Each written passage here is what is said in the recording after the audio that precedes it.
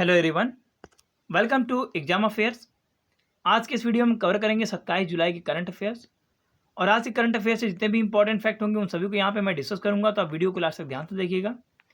और वीडियो के लास्ट में मैं आपको एक टेस्ट क्वेश्चन भी दूंगा जिसका आंसर आपको कॉमेंट बॉक्स में करके बताना होगा। तो शुरू करते हैं आज की वीडियो।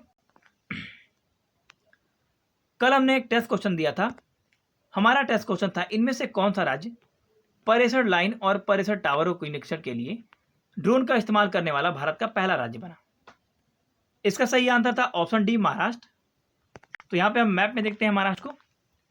ये है मैप में महाराष्ट्र। महाराष्ट्र की कैपिटल क्या है? कैपिटल है मुंबई। मुख्यमंत्री हैं उद्धव ठाकरे और गवर्नर हैं भगत सिंह कोश्यारी। अच्छा, अभी हाल ही में महाराष्ट्र सरकार ने health service on your door step इसको शुरू किया है। और जो कोरोना पेशेंट हैं उनकी देखभाल करने के लिए कोरोबोट नामक एक रोबोट को लॉन्च किया गया है। कोरोबोट नामक एक रोबोट को लॉन्च किया गया है ताकि सोशल डिस्टेंस को मेंटेन करते हुए उनकी देखभाल की जा सके। और महाराष्ट्र सरकार ने अभी हाल ही में महाजॉब पोर्टल इसको लॉन्च किया है और निवेश में बढ़ावा देने के लिए महापरवाना योजना इसको भी शुरुआत किया है। अब शुरू करते हैं हम आज के करंट अफेयर्स। हमारा आज का पहला क्वेश्चन है, कारगिल विजय दिवस ये कब मनाया गया? इसका सही आंसर है ऑप्शन सी, 26 जुलाई को। 26 जुलाई को हर साल हम कारगिल विजय दिवस के रूप में मनाते हैं। 1999 में भारत और पाकिस्तान के बीच में कारगिल युद्ध हुआ था जो 60 दिनों तक चला था और इसका समापन हुआ था 26 जुलाई को भारत के विजय के साथ में। और इसीलिए हम हर साल 26 जुलाई को कारगिल विजय दिवस के रूप में हम मनाते हैं। हमारा आज का अगला क्वेश्चन है, इसमें से किस देश ने चीन के ह्यूस्टन में अपना वाणिज्यिक दूतावास इसको बंद करने का फैसला किया है? इसका सही आंसर है ऑप्शन सी, अमेरिका ने। तो यहाँ पे अमेरिका से कुछ और इंपॉर्टेंट क्वेश्चन देख लेते हैं। जैसे कि अमेरिका ने अभी हाल ही में WHO से आधिकारिक रूप से अलग होने का फैसला किया है और इसकी शुरुआत की है अमेरिका के वर्तमान समय के विदेश मंत्री माइक पॉम्पियो ने अपने हस्ताक्षर के द्वारा। और आधिकारिक रूप से अलग होने में 1 साल का समय पूरा भी लग सकता है। और अभी हाल ही में अमेरिका ने ओपन स्काई ट्रीटी इससे खुद को अलग कर लिया है। अच्छा, ये ओपन स्काई ट्रीटी था क्या? तो देखिए, ओपन स्काई ट्रीटी में जितने भी देश होते हैं वे सदस्य देशों पर बिना हथियार के हवाई निगरानी कर सकते हैं। और इस ट्रीटी से अभी हाल ही में अमेरिका ने खुद को अलग कर लिया है। और अभी हाल ही में अमेरिका ने पाकिस्तान की इंटरनेशनल एयरलाइंस से पूरी तरह से प्रतिबंध कर दिया है। यानी कि पाकिस्तान की कोई भी एयरलाइंस की कंपनी, कोई भी एयरलाइंस का विमान अब अमेरिका में एंटर नहीं कर सकेगा। और अभी हाल ही में अमेरिका और इंडिया इसके बीच में पास एक्स नामक एक नौसैनिक युद्ध अभ्यास किया गया हिंद महासागर में। तो इतने सारे इंपॉर्टेंट क्वेश्चन बनते हैं इससे क्वेश्चन से। हमारा आज का अगला क्वेश्चन है, अभी हाल ही में भारत ने किस देश के साथ में डिफेंस लॉजिस्टिक शेयरिंग समझौता इस पे हस्ताक्षर किया है? इसका सही आंसर है ऑप्शन सी, रूस के साथ में। तो यहाँ पे हम मैप में देख लेते हैं रूस को। ये है मैप में रूस। रूस की कैपिटल क्या है? कैपिटल है मॉस्को। और रूस के वर्तमान समय के राष्ट्रपति कौन है? तो प्रेसिडेंट है व्लादिमीर पुतिन। और ये 2036 तक राष्ट्रपति पद पर बने रहेंगे। और रूस के प्राइम मिनिस्टर कौन है? तो वो है मिखाइल मुशुतिन। और रूस की करेंसी है रशियन रूबल। और अभी हाल ही में रूस ने 3D प्रिंटेड एयरक्राफ्ट इंजन इसका सफलतापूर्वक परीक्षण किया है। इनमें से किस देश को भारत ने $1 मिलियन की चिकित्सीय सहायता देने की घोषणा की है? इसका सही आंसर है ऑप्शन ए, उत्तर कोरिया को। तो यहां पे हम मैप में देख लेते हैं उत्तर कोरिया को। यह है मैप में उत्तर कोरिया, यह है नॉर्थ कोरिया और यह है साउथ कोरिया।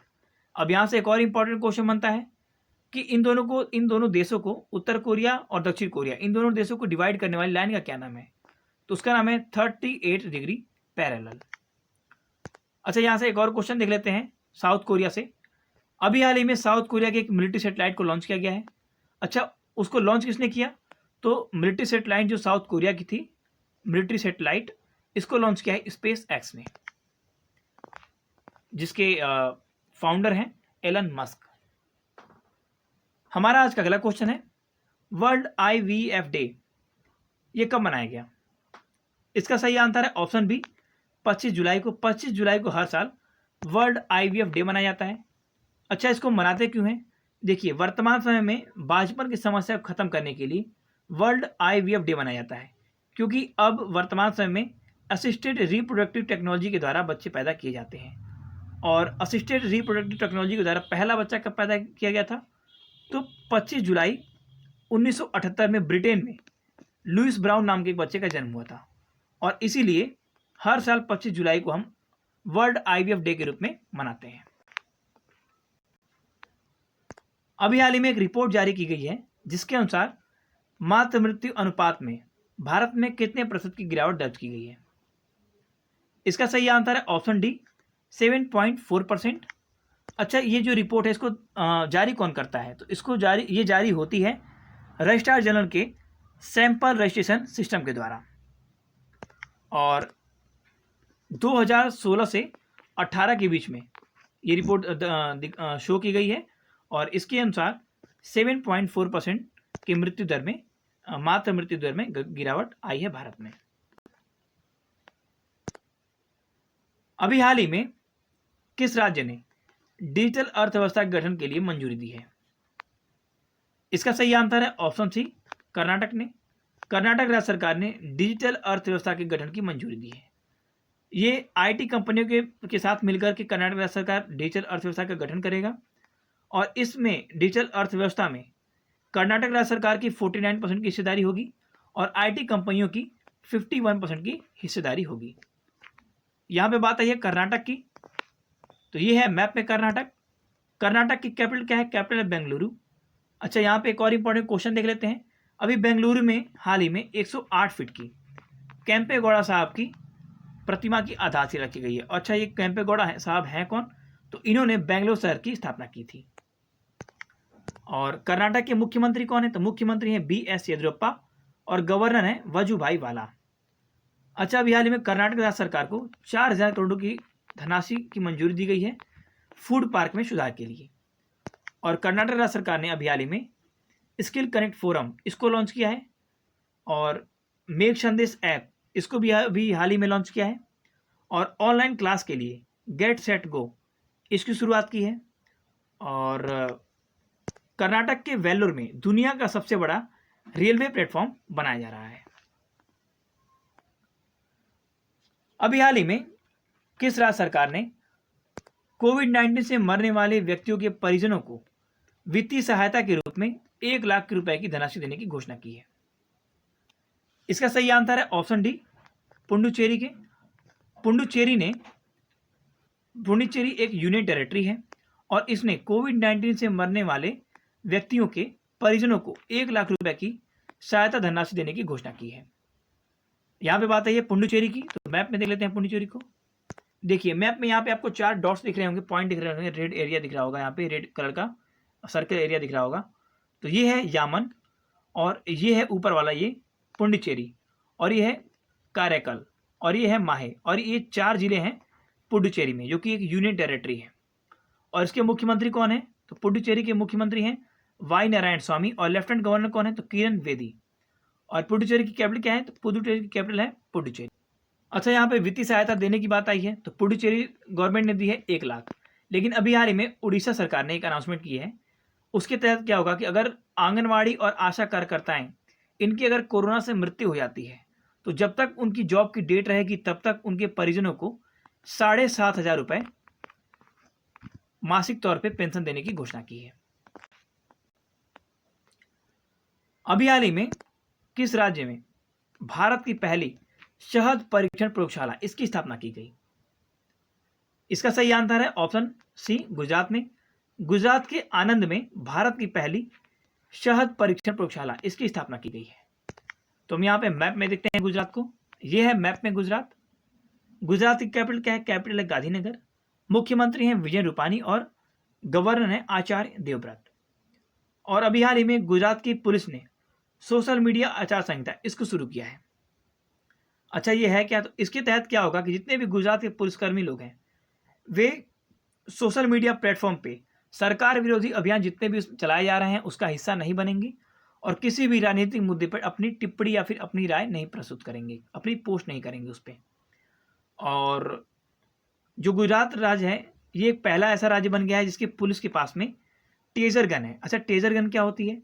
ये टेजर गन आपने फिल्मों में देखा होगा कि एक गन होती है जिसे इलेक्ट्रिक शॉक दिया जाता है, तो उस गन को बोलते हैं टेजर गन। और भारत का ये पहला ऐसा राज्य है जिसकी पुलिस के पास में टेजर गन दी गई है। और गुजरात सरकार ने भी हाल ही में एक अनाउंसमेंट की है कि अगर कोई भी व्यक्ति अपने स्वैच्छिक इच्छा से प्लाज्मा दान करता है तो उसके परिजन को, उसके घर वालों को 6,000 रुपये तक की वार्षिक मेडिकल सुविधा दी जाएगी। और अभी हाल ही में गुजरात सरकार ने 2003 के गुजरात मत्स्य अधिनियम में संशोधन करने के लिए एक अध्यादेश जारी किया है। और इसके तहत क्या होगा कि इसके तहत जो मछुआरे हैं गुजरात के, उनको इंटरनेशनल जो सीमा है, समुद्रिक सीमा है, इंटरनेशनल समुद्री सीमा जो है, वहाँ पे उसके पास में जाने से रोका जाएगा।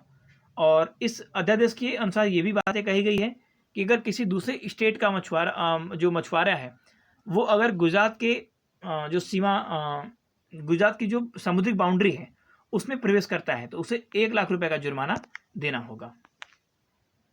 अभी हाल ही में राजस्थान के किस शहर में पहला प्लाज्मा बैंक की स्थापना की गई? इसका सही आंसर है ऑप्शन ए, जयपुर।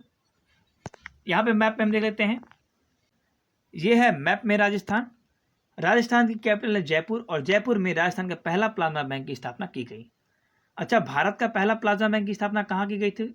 तो institute of liver and biliary sciences, Delhi में 2 जुलाई को उसकी स्थापना की गई थी। और भारत का दूसरा प्लाज्मा बैंक की स्थापना कहाँ की गई थी? तो दूसरे प्लाज्मा बैंक की स्थापना भी की गई थी दिल्ली में 14 जुलाई को लोक नायक अस्पताल में। अच्छा, यहाँ पे बात आई है राजस्थान की, तो राजस्थान के मुख्यमंत्री कौन है? मुख्यमंत्री हैं अशोक गहलोत और गवर्नर हैं कालराज मिश्र। अच्छा, अभी हाल ही में राजस्थान की मंत्रिमंडल द्वारा वन स्टॉप शॉप इसको शुरू किया गया है निवेश में तेजी लाने के लिए। और राजस्थान में अभी हाल ही में इंदिरा रसोई योजना इसकी शुरुआत की गई है, कामधेनु डेयरी योजना इसकी शुरुआत की गई है, और प्योर फॉर श्योर इस पहल की शुरुआत की गई है। अभी हाल ही में किस राज्य में नहर आधारित जल परियोजना को शुरू किया जाएगा? इसका सही आंसर है ऑप्शन सी, पंजाब में। पंजाब के अमृतसर और लुधियाना, इसमें ये जो नहर आधारित जल परियोजना है इसको शुरू किया जाएगा। अच्छा, पंजाब की कैपिटल क्या है? कैपिटल है चंडीगढ़। पंजाब के वर्तमान समय के मुख्यमंत्री कौन है? तो मुख्यमंत्री हैं अमरिंदर सिंह, कैप्टन अमरिंदर सिंह, और गवर्नर है वीपी बैडनौर। और ये जो नहर आधारित जल परियोजना है ये वर्ल्ड बैंक की मदद से की जाएगी। और इसकी टोटल लागत कितनी होगी? टोटल लागत है 2,130 करोड़ रुपए। और इसमें मदद कर रहा है वर्ल्ड बैंक। तो वर्ल्ड बैंक की स्थापना कब हुई थी? वर्ल्ड बैंक की स्थापना हुई थी 1944 में। वर्ल्ड बैंक का हेडक्वार्टर कहाँ पे है? तो वर्ल्ड बैंक का हेडक्वार्टर है वाशिंगटन डीसी में। वर्ल्ड बैंक के प्रेसिडेंट कौन है? तो डेविड मालपस। और एमडी एंड सीईओ कौन है? तो एमडी एंड सीईओ है अंशुला कांत। अभी हाल ही में सीसीआई यानी कि कंपटीशन कमीशन ऑफ इंडिया ने किस कंपनी को कृष्णापट्टनम पोर्ट के अधिग्रहण की मंजूरी दी है? इसका सही आंसर है ऑप्शन डी, अडानी पोर्ट्स।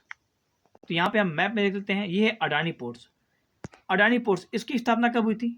इसकी स्थापना हुई थी 1998 में।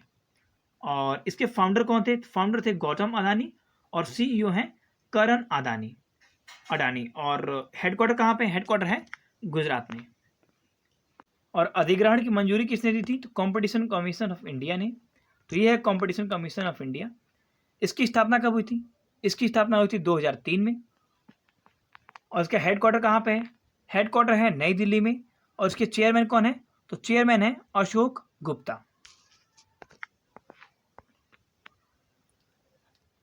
अभी हाल ही में इनेस्ट परमाणु संस्थान के 90 से अधिक वैज्ञानिकों ने एक साथ इस्तीफा दे दिया है। हमें बताना है ये किस देश में स्थित है। इसका सही आंसर है ऑप्शन बी, चीन। चीन के इनेस्ट यानी कि institute of nuclear safety technology, इसके 90 से अधिक वैज्ञानिकों ने एक साथ इस्तीफा दे दिया है। तो यहाँ पे हम बात करते हैं चीन की। तो ये है मैप में चीन। चीन की कैपिटल क्या है? कैपिटल है बीजिंग, और प्रेसिडेंट है शी जिनपिंग।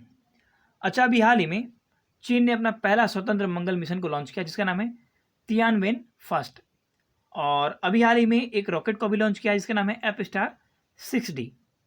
और अभी 19वां एशियन गेम्स जो 2022 में होगा वो कहाँ पे होगा? वो भी होगा चाइना में। और विंटर ओलंपिक 2022 का भी होगा चीन में। एशियन पैरा गेम्स जो 2022 में होगा वो भी चाइना में खेला जाएगा। और इसके अलावा एशियन यूथ गेम्स जो 2021 में होगा ये भी कहाँ पे होगा? ये होगा चाइना में। एयरटेल पेमेंट बैंक ने युवाओं को प्रशिक्षित करने के लिए किसके साथ में समझौता किया है? इसका सही आंसर है ऑप्शन बी, एनएसडीसी के साथ में। एनएसडीसी यानी कि नेशनल स्किल डेवलपमेंट कॉरपोरेशन। तो यहाँ पे हम बात करते हैं नेशनल स्किल्स डेवलपमेंट कॉरपोरेशन के बारे में। इसकी स्थापना कब हुई थी? इसकी स्थापना हुई थी 2008 में। और इसका हेडक्वार्टर कहाँ पे है? हेडक्वार्टर है नई दिल्ली में। और इसके चेयरमैन है AM नायक। और MD एंड CEO कौन है? तो मनीष कुमार। और यहाँ पे हम देख लेते हैं एयरटेल पेमेंट बैंक के बारे में। इसकी स्थापना कब हुई थी? तो एयरटेल पेमेंट बैंक इसकी स्थापना हुई थी 2017 में। 2017 में हेडक्वार्टर है नई दिल्ली में। और MD एंड CEO कौन है? तो अनुव्रत विश्वास। भारत ने अक्षय ऊर्जा के 60% लक्ष्य की प्राप्ति के लिए जो समय अवधि रखी है वो कितनी है? इसका सही आंसर है ऑप्शन डी, 2030। अच्छा, ये अक्षय ऊर्जा है क्या? अक्षय ऊर्जा यानी कि क्लीन एनर्जी, जैसे कि wind energy, water energy, solar energy, ये सब क्लीन एनर्जी में आती है। इनसे किसी तरह का कोई प्रदूषण नहीं होता।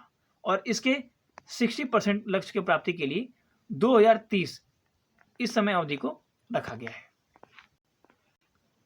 अब जैसा कि हमने कहा था वीडियो क्लास में एक टेस्ट क्वेश्चन दिया जाएगा। तो हमारा आज का टेस्ट क्वेश्चन है WTO यानी कि वर्ल्ड ट्रेड ऑर्गेनाइजेशन में ऑब्जर्वर का दर्जा पाने वाला 25वां देश कौन बना? इसका सही आंसर आप कमेंट बॉक्स में कमेंट करके बताइएगा। वीडियो कैसी लगी? वीडियो आपको अच्छी और हेल्पफुल लगी हुई तो चैनल को लाइक शेयर सब्सक्राइब करके बेल आइकन जरूर प्रेस कीजिएगा। थैंक यू, बाय बाय, जय हिंद, वंदे मातरम।